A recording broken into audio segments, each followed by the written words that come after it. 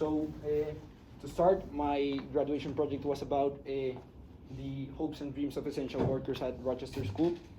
And for you to understand that, it's basically that I wanted to see if essential workers at the school, which means the cleaning ladies, the maintenance people, and the security people, and and even the people at the food court, if they have higher dreams or hopes for their lives professionally. So to relate to them, I wanted to ask you guys if any of you wants to be a professional in the future. So I believe everyone wants to be a professional in the future. Yeah. So basically, we all have the same hope or maybe the same dream, which is to be professional someday. But have you ever thought of the essential workers, such as the cleaning ladies or the maintenance people, if they also want to be professional someday? Or you haven't given that a thought? No. Well, maybe they also want to be professional, or they have other dreams, apart from being what they are, which is workers for an institution, and that's basically to serve us.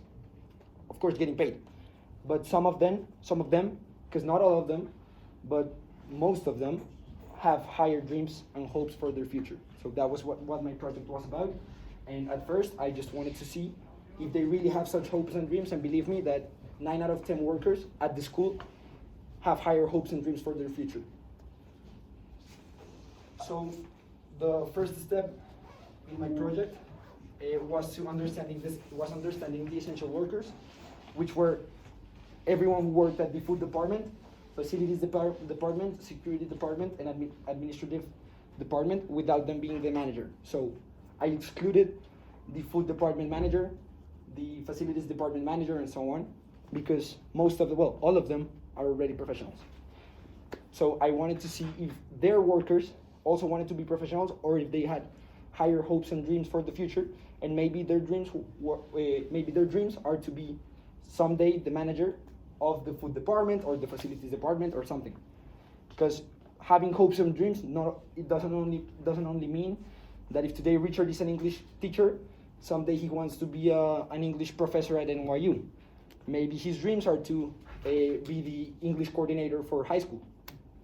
So that's what I had to understand first, so that I could actually start my groundwork with the essential workers of the school, and to see how I could help them with that.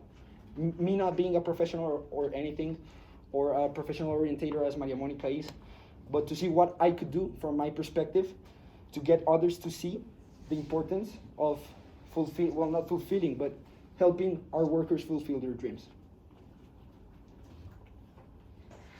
So designing my inquiry, I had to understand my respondents. I haven't gotten all my answers already, but I already have like 90% of my answers. And I can conclude by now that essential workers do have bigger dreams for their future, and that we do live in a conformist society. Who wants to say what do they think a conformist society is? A society that settles with the most mediocre result instead of striving for better. Okay, someone else? I want to highlight the word Pablo said about settling. I believe that's the key word for the conformist society we live in.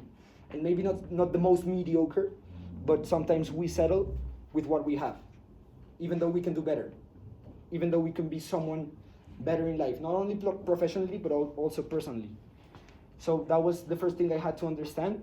And then it's basically difficult, like the process from there on was difficult, because they say they do have higher hopes and dreams for their future professionally, but they don't really want to work for them. So it's really hard, because if you say that you want to be, I don't know, you are a doctor, and you say that someday you want to be the head of, you want to be the best doctor in Colombia, but you settle with being a good doctor, but you know you can do better, that's the real problem. Not wanting that, but actually wanting to be someone and not doing it. So I understood from that people, not only essential workers, also us and everyone at our own rates, we think of success in 3 different ways. The first one is having a family. Second one is having health. And third, and most important for me, is money. Why? Because you get to have health, proper health, with money.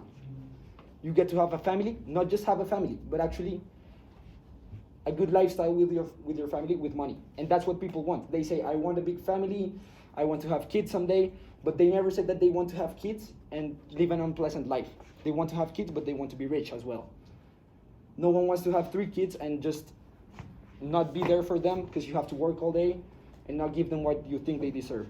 So basically these are the 3 types of life, and some people have professional hopes and dreams for their future in order to fulfill these 3 dreams: the family, the health, and the money. So I decided that those would be the 3 bases of my project. And every time that I go out and talk to the essential workers about my project, I would remind them that fulfilling their professional hopes and dreams for the future will actually help them succeed in money, health, and life. So I started the 5-step rule, which is learn, train, instruct, and practice.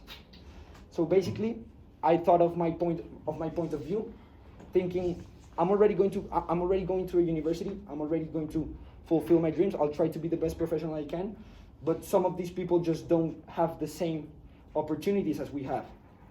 So I thought of learning as that I could do a financial method and savings method for the essential workers here at school. So what do I mean by that?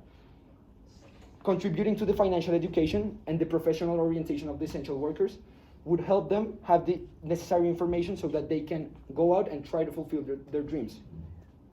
And maybe rank up within the school. Maybe get a higher job here at the school because of their learnings. So I started the learning procedure, and we're working on a project so that Diana Alba, which has a lot of, I don't know if you know who Diana Alba is. She has a lot of knowledge regarding regarding finance, and she could be the person who helped us with learning. Then the training for most of them would be the same learning, since they learn the theory of what they want to do, and we tell them how they can fulfill their dreams. If they can get another technique diploma in the SENA or something like that, so that they can start fulfilling their dreams step by step. And instruction and practice is up to them, so that when they have the learnings that we offer them and the training that we offer them, they instruct and practice what they've learned outside from their work, so that they do both, and someday maybe they'll get to be the people they want and they can fulfill their dreams. Thank you.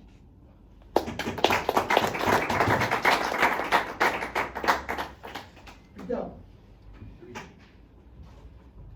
You'll get later on a survey if you want to answer the survey for the feedback Send them now so protocol. we get the Sure. get the